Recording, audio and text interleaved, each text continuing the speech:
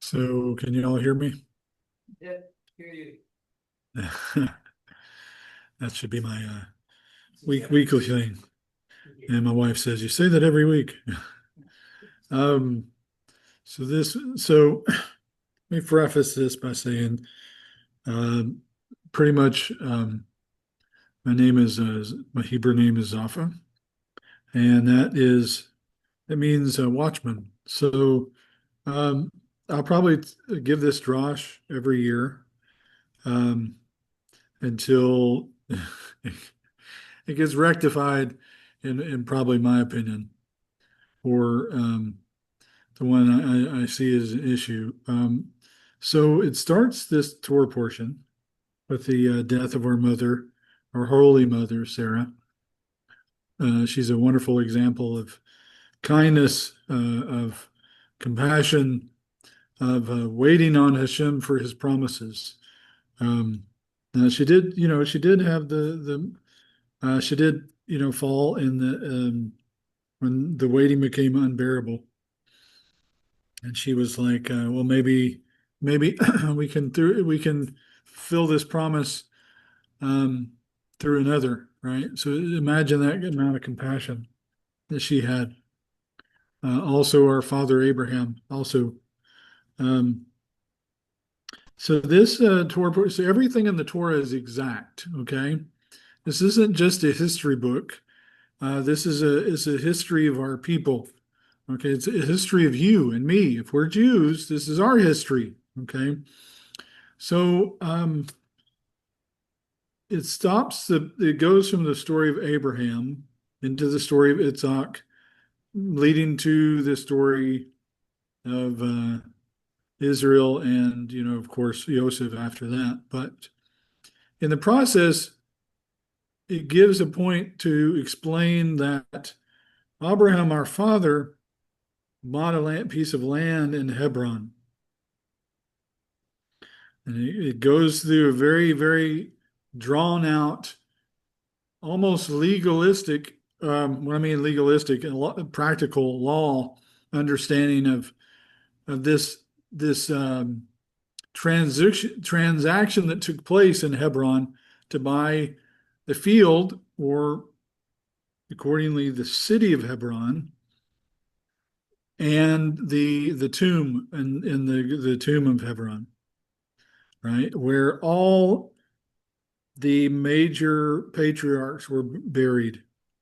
We're talking about Abraham, Sarah, Isaac, Rebecca, Israel, Israel or Yaakov, and our Holy Mother Leah.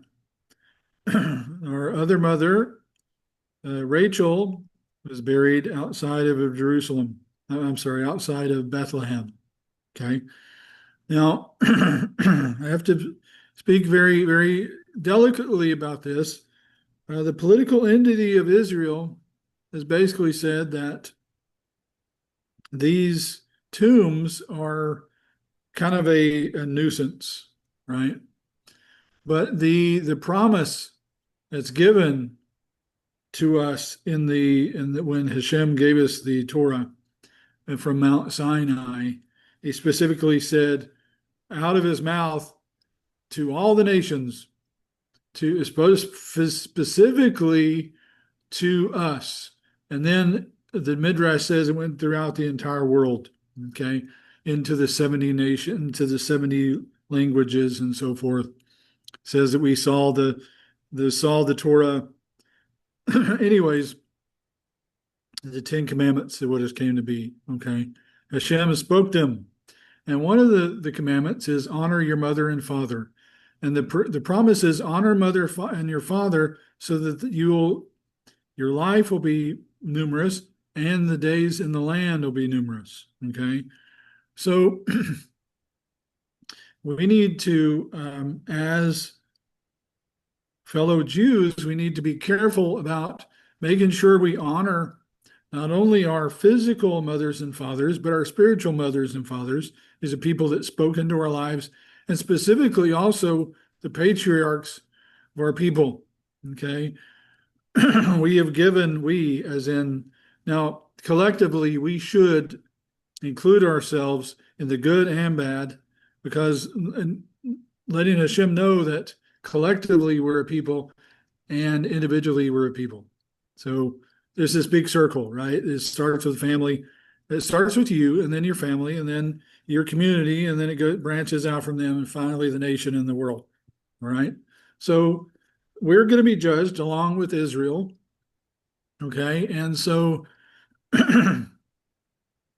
little by little, Hebron and definitely Bethlehem has been given over to the Palestinian authorities. So the bones of our mother are in the hands of the foreign people, right? It's just sad. Rachel, okay. Now we can give through this Keter Rachel fund. There's also a fund that helps to protect Jews in Hebron. It's called the Hebron Fund. And by and large, the nation of Israel is lessening, and less and less troops to protect the people in Hebron. And every time the Palestinians come to the table, they say, we want Hebron. And Israel's like, well, not now, but maybe in the future. How can we say we enter the land if we don't bring our mothers and fathers and respect them? What we can do is we can give to the various organizations that pay for protection, pay for guard posts, pay for the tomb's upkeep. Also, one thing that we can do is we can ask representatives that we can reach out to that represent the nation of Israel, the political nation of Israel, and ask them, hey, this is important. Just as we do in the United States, we are supposed to reach out to our representatives and tell them what we find important. Otherwise, sometimes they don't know, right? So we're not citizens. A lot of us are not citizens of the nation of Israel, but we can at least reach out to them and say, look, this is important as a Jew in the diaspora to protect the interest of the Jewish people, because if it was completely out of our hands, we may lose it, right? And how Hasbe Shalom, that should happen, right? But one thing that we can do actively, we can't go and overthrow the Palestinians. What we can do is we can do good works in their name. We can do charity in their name. And talk about all our because we're blessed based on them, and they can also be blessed on our account as well. So it's reciprocal, okay? And Hashem will say, okay, you're blessing your mothers and fathers. I'm going to bless you for that. So this comes up every single time this portion comes up. There's something that gets pinpointed. Hashem is like, listen, is this important to you? You say you're back in the land.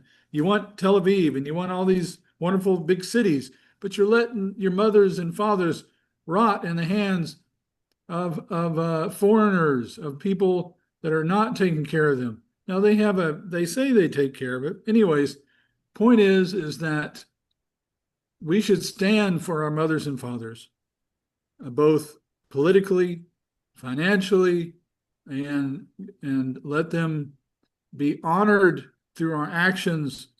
Shabbat Shalom.